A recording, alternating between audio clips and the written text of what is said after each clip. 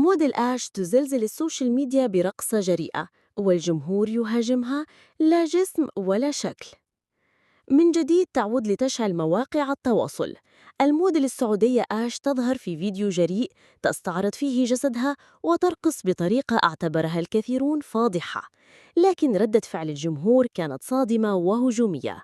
فما الذي حدث بالضبط؟ ولماذا تعرضت لانتقادات حادة وصلت إلى حد التنمر على شكلها وجسدها؟ في أحدث ظهور لها نشرت موديل آش مقطع الفيديو هذا الذي تصدر للترند، وهي ترقص على أنغام موسيقية صاخبة وتقوم بحركات اعتبرها الجمهور إغراءً متعمداً أمام الكاميرا.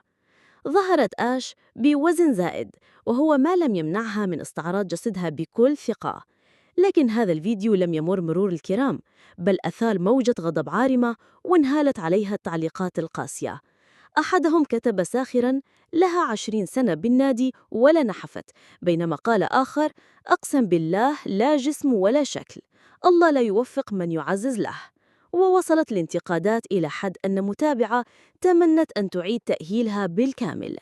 وهذه ليست المرة الأولى التي تثير فيها موديل آش الجدل، فسبق وأن صدمت المتابعين بتصريحاتها عن رغبتها بالزواج من عدة رجال من جنسيات خليجية مختلفة، قائلة إنها شخصية ملونة ولا يملأ عينها رجل واحد.